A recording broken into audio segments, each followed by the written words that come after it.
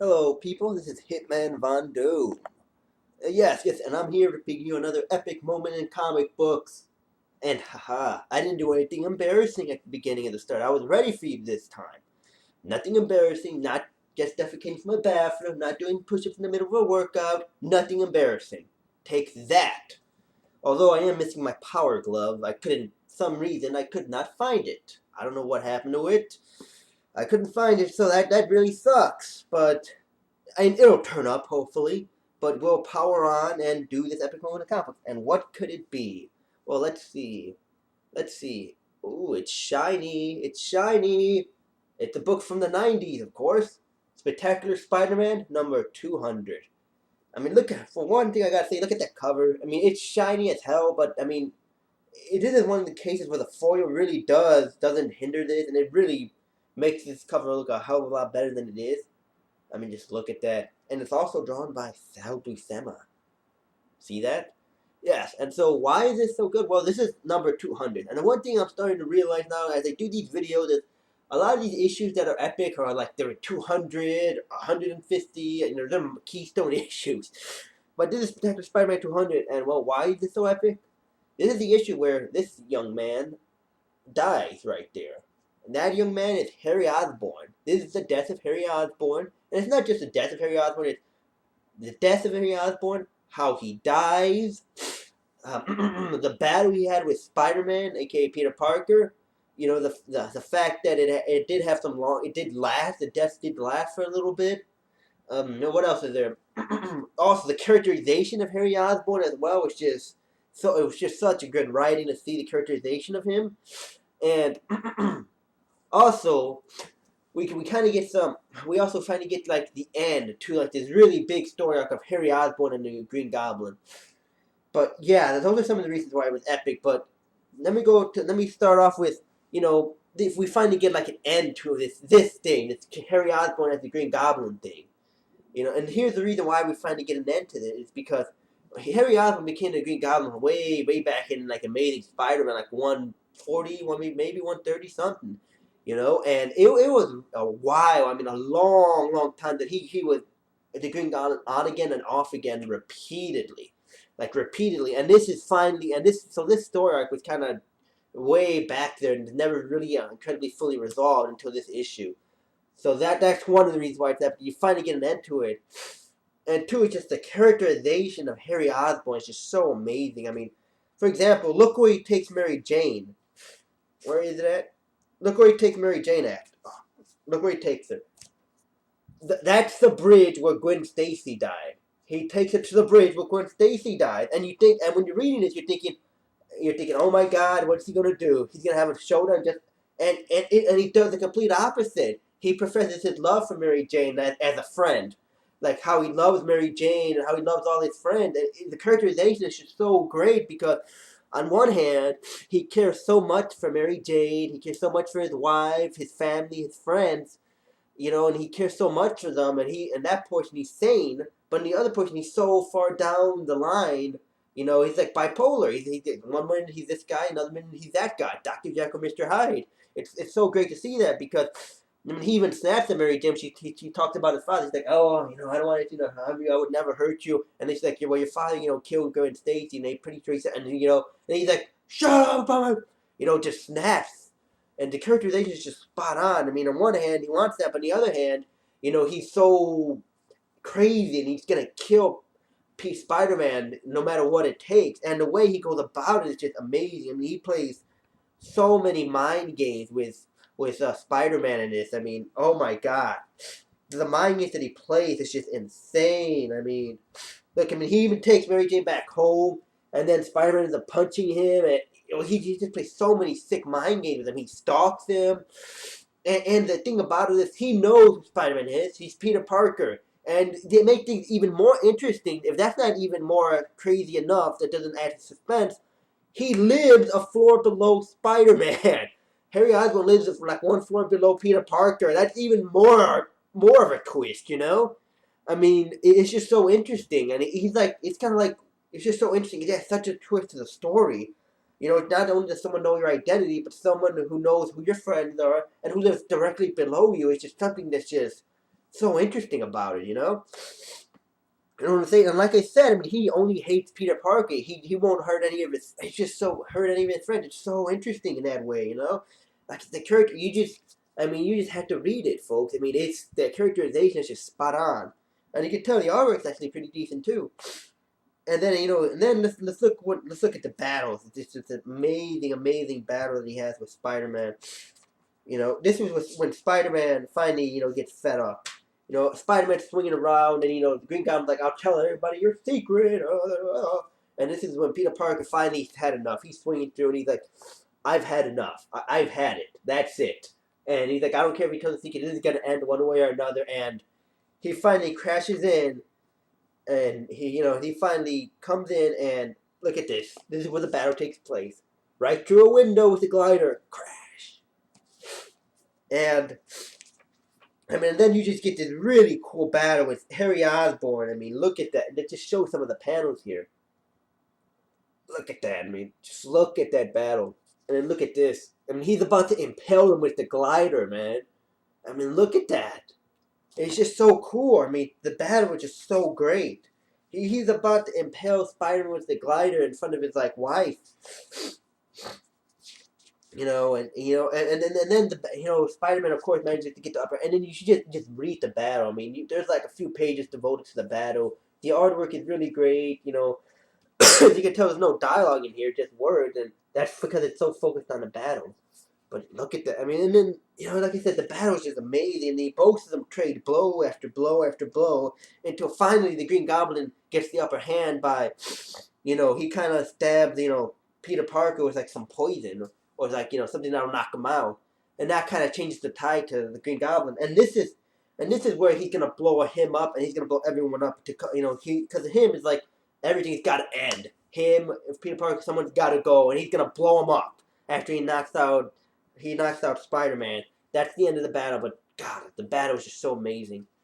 And he's going to blow everyone up, right? But, there's a problem. Who's still in the house? Mary Jane and his son. Mary Jane and his son are still in the house. And, like I said, he's crazy on one hand, but on the other hand, he doesn't want to see his friends hurt either. And when he sees that, he doesn't know what to do. He's having so much self-doubt. And, of course, Spider-Man, being the hero that he is, he kind of encourages him. He's like, no, you got to go save him. Come on, you can do it. And he kind of pumps him up, and he actually saves his wife and his son. He carries him out on the glider. He's like, we got to get out of here. And that shows you that, and the reason it's such a good panel is because that shows you that he isn't that far gone. That there's still hope for him, that he can still be rehabilitated. He can still be rehabilitated. He can still be helped. That there's still hope for him. Right there, there's still hope. And, that's something that's really good to the reader because it's like, you're reading, it's like, oh, maybe he's not going to die. There's still hope. He can do something. He doesn't have to be this villain. and then, of course, Spider-Man's still in there, and Mary Jane convinces him to go back. She's like, he's your friend. You knew each other since college, and he's having so many doubts because on one hand, he hates Spider-Man, but he remembers all the good times with Peter Parker, and he remembers how good friends they were. And what does he do? He goes back and rescues them like a true hero. He goes back, even though he set up to sting. He goes back and he rescues them. And again, this is another thing where it's like, maybe they're gonna be. You think, they're gonna be okay. Maybe they're gonna be okay. Everything. His wife that's in denial, his son. They're gonna have the happy ending. And that you kind of get you lull yourself to a false sense of security, and then this happens. Right there. You see that right there? Harry Osborn just collapses. Well, it turns out that Harry Osborn the formula that he took, that he modified, it didn't work out so well. It led that formula was actually killing him, and it led to his death. So the Goblin formula actually kills Harry Osborn, and at the end you get this touching moment with him and Peter in the ambulance. I mean, just look at that. Here they are. They're making, they're friends, and look, they're holding each other's hand, and Harry Osborn just dies in bed. You know what I'm saying? And he asks, "Why'd you save me, Harry?" And he's like, because we're friends. And that kind of shows that it comes full circle, that they kind of make up and they kind of become friends, and he dies, and you kind of get this sad ending with him and Spider-Man, Peter, with this picture of him and his death. And yeah, so that's what happened in Spectacular Spider-Man #2.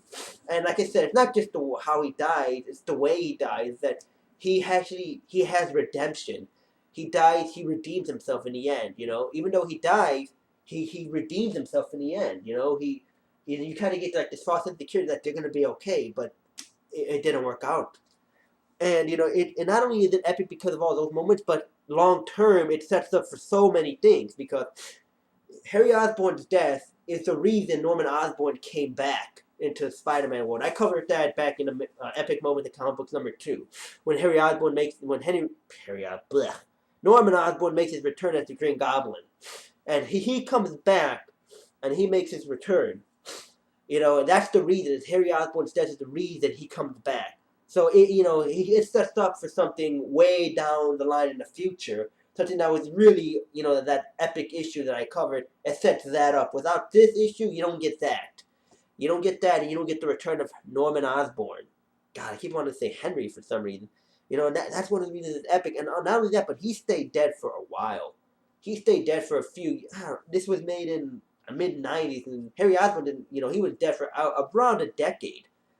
10 years, a decade. It stuck him around until that storyline that should not be mentioned, where Spider-Man sells his love to the devil. I don't care what anyone says. Mephisto has a damn tail. It's the devil.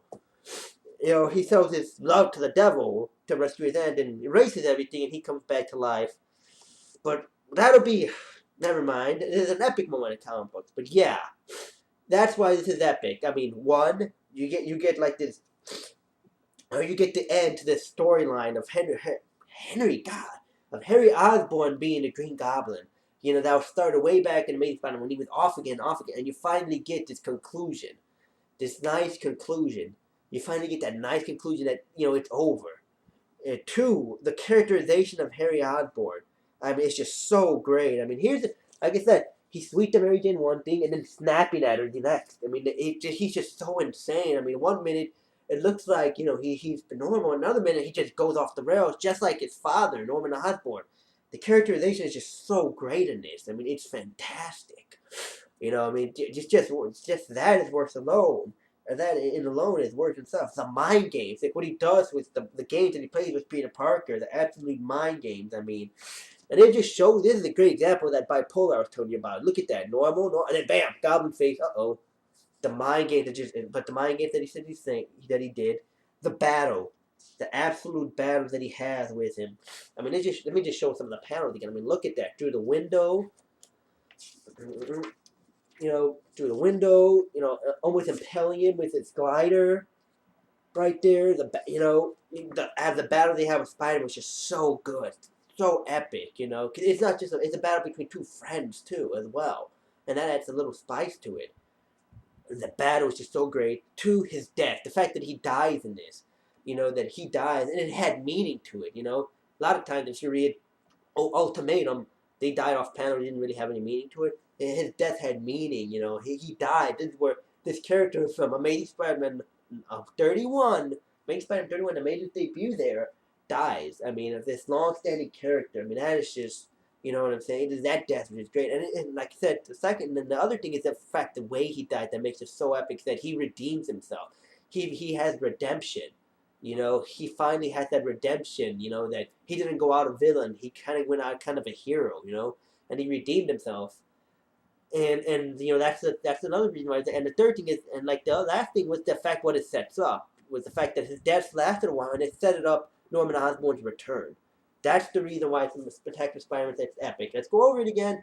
Death of this man, the conclusion to finally Harry Osborn being the on and off again Goblin, the battle, and what it sets up in the end. So folks, this is from the 90s, and this is not gonna cost you that much at all. I think I paid like $2 for this, maybe.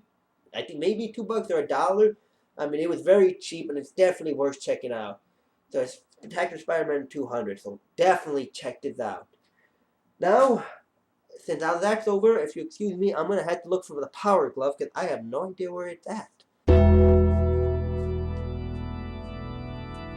Maleficent, you're the one who has my Power Glove.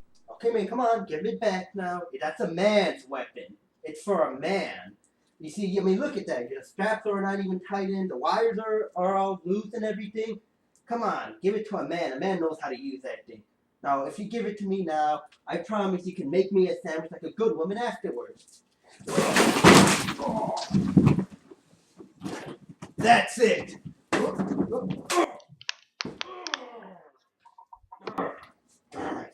That power glow's too powerful. What do you want? A machine gun? A husband? That's what all women want. A husband? Oh no. Let me guess. You want to do the next epic moment in comic books, don't you? Don't you?